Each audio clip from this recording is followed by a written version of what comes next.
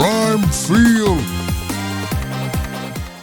What if I told you the most misunderstood player on the floor at UConn is usually the center? Not the star guard, not the leading scorer, the center. Because every time fans see 6 points, 5 rebounds, maybe 2 fouls, the instant reaction is, that's not enough. We need more production. That spot has to give us double-doubles. But here's the debate. What if the UConn center is doing their job at a high level, and the box score still won't show it? What if the real value is in the screen that frees the shooter, the rim run that bends the defense, the tag that prevents a layup, the talk that organizes everybody else?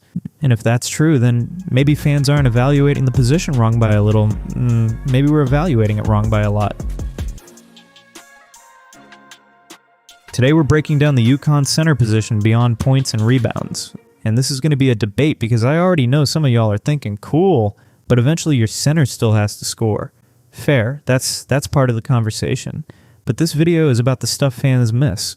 Screening angles, rim gravity, defensive positioning, help timing, sealing space, and organizing the half court on both ends. We're going to hit this in 4 parts. First, why box score culture completely distorts how people judge centers. Second, what a UConn center actually does in the offense when they're not getting touches. Third, the defensive side where the position might matter even more. And fourth, the real debate. Does UConn need center scoring, or does it mainly need center functionality? Stay to the end, because I've got a prediction that's going to split the comment section in half. Let's start here. Fans love simple numbers because they're easy. Points, rebounds, blocks, done. And look, I get it. If a center is 6'4" to 6'6" and playing major minutes, people naturally expect visible production, especially at a program like UConn, and where every possession gets dissected. But the center position is weird because the role can be huge even when the usage is low. A guard can dominate the stat sheet by design. A wing can stack points with volume. But a center can completely stabilize your team without ever being a featured scorer. Think about the difference between touches and impact. A center sets a screen at the wrong angle. The ball handler gets pushed wide. The timing is off. The weak side help recovers. And now your possession dies. Set that same screen correctly. Hips turn, defender pin, timing synced, and suddenly the guard gets downhill, the shooter lifts into open space, and the whole defense shifts. Who gets credit? Usually the guard, maybe the shooter. But the center just created the whole geometry of the play. That's the disconnect. And at UConn, where spacing, pace, and RID-based offense matter, that geometry is everything. So when fans say the center only had 4 points, the real question should be, how many good possessions existed because of that player's screen, seal, or rim pressure? That's not excuse making. That's basketball. Let's talk offense, because this is where the center gets the harshest judgment. Most people look at centers and ask, can she score on the block? Can she finish through contact? Can she rebound or misses? Important questions, but not the only ones. At UConn, the center's offensive value often starts with rim gravity. And no, I don't mean gravity like a stretch big bombing threes. I mean the kind that forces the defense to honor the roll, the dive, the deep seal, the duck in. The kind that drags low, help a half step closer to the paint. That half step matters. Because if the weak side defender stunts toward the roller, the wing is cleaner. If the tag comes early, the skip pass opens up. If the big can sprint into early post position, transition defense gets stressed before the play even begins. Here's the thing. Centers don't always need to finish the play to affect it. Sometimes the best offensive possession from your center is a hard screen, a violent rim run, occupying the shot blocker, and clearing the lane for everybody else. And UConn fans know this when they watch it, but forget it when they discuss it, because the conversation becomes, she disappeared offensively. Did she disappear, or did she become the reason the offense had shape? Now counterpoint, because this is where the debate gets good. There are absolutely nights when you need more than functional offense. Against elite size, against switching defenses, against teams that stay home on shooters. There are possessions where a center has to punish single coverage or finish over length. That's real. That matters. But that's different from saying every low-scoring game equals poor center play. It doesn't. A center can be low volume and still be essential. A center can be low scoring and still tilt the court. And honestly, some fans confuse not featured with not effective. Those are not the same thing. Now let's get to the side of the ball that makes this conversation even more interesting, defense. Because on defense, the center is not just another piece.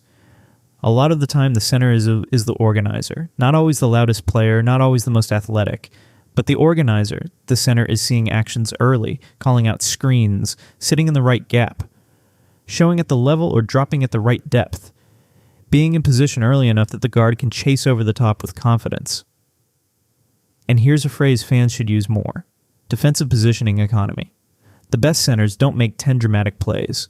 They prevent the need for 10 dramatic plays.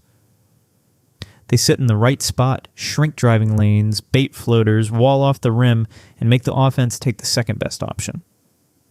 That doesn't always end in blocks. Sometimes it ends in a bad pass, a reset, a rush jumper with 5 on the shot clock. Again, who gets credit? Usually nobody in the box score, but on film it's obvious.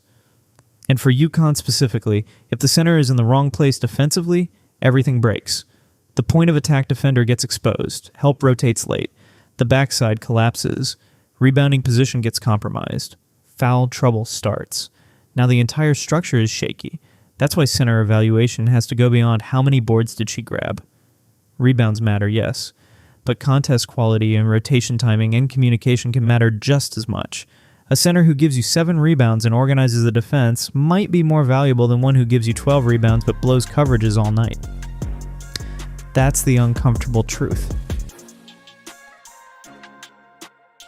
Alright, here's the debate question. When fans say UConn needs more from the center position, what do they actually mean? Do they mean more points? Or do they really mean more reliability, more physicality, more play finishing, and fewer breakdowns? Because those are very different complaints.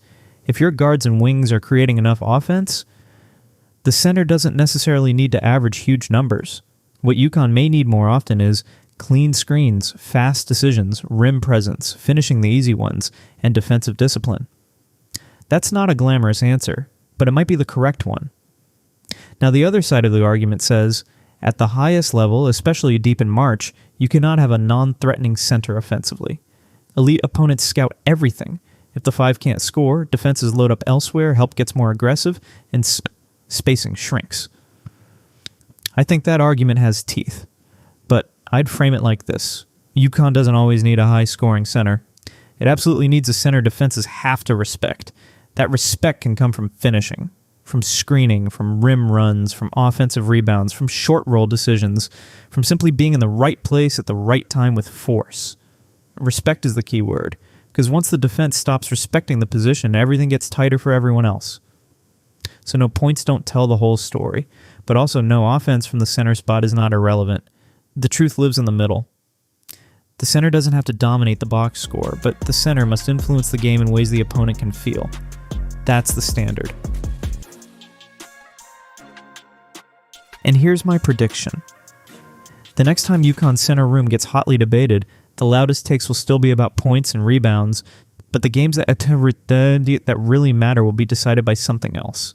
They'll be decided by whether the center can set sturdy screens under pressure, finish the first clean look, stay out of foul trouble, anchor the defense without overhelping, and make the half court feel organized instead of chaotic. That's the cliffhanger for the season, because if UConn gets functional dominance from the center spot, not flashy dominance, functional dominance, this team can look way better than the raw stat lines suggest. But if that position becomes unstable, even elite guard play won't fully cover it up. So yeah, this debate is not ending today. Honestly, it's probably just getting started. So let me throw it to you. Are fans too harsh on the UConn center position? Should the 5 be judged mostly on structure, screening, and defense? Or if you play that spot at UConn, do you simply have to give more scoring punch, period? Drop your take in the comments, because I know this one's going to get heated. And if you like women's hoops breakdowns that go deeper than surface level stats, hit subscribe, turn on notifications, and join the Prime Field crew. We've got more UConn debates, more film room conversations, and more basketball takes that actually respect what's happening between the lines. I'll catch you in the next one.